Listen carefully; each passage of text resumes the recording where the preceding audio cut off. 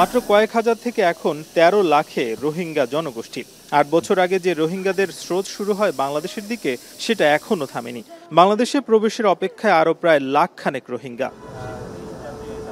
এমন পরিস্থিতিতে কক্সবাজারে চলছে ৩ দিনের অংশীজন সংলাপ। সোমবার দ্বিতীয় দিনের সংলাপে প্রধান অতিথি হিসেবে উপস্থিত প্রধান উপদেষ্টা ডক্টর মুহাম্মদ ইউনূস বক্তব্য রাখেন রোহিঙ্গা সংকট নিয়ে কাজ করা বিভিন্ন অংশীজন।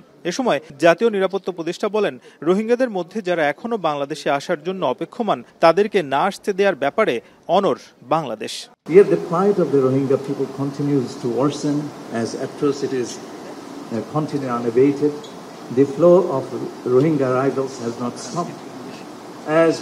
Even as we speak here, there are reports that a group of Rohingyas are waiting to cross the Naf River into Bangladesh.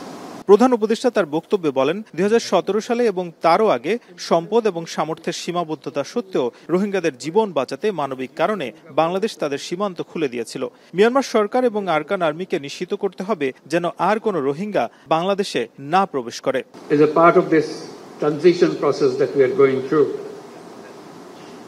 it will be complete when we see we have also achieved this goal to have all our Rohingya guests to return to their own home in their own environment.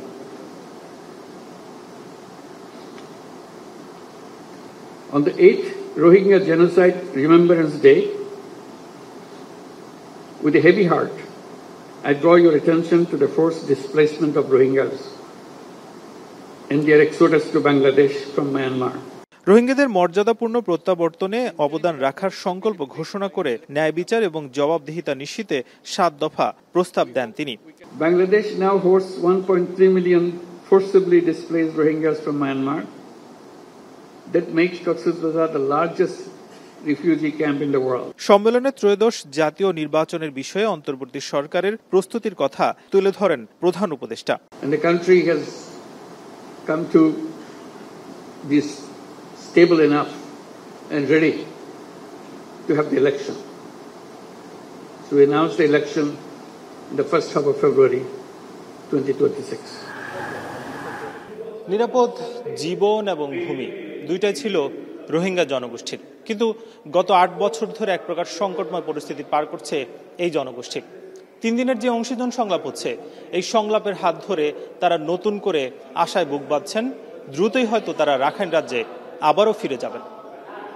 Nazbul Shakib, এখন উখিয়া, কক্সবাজার।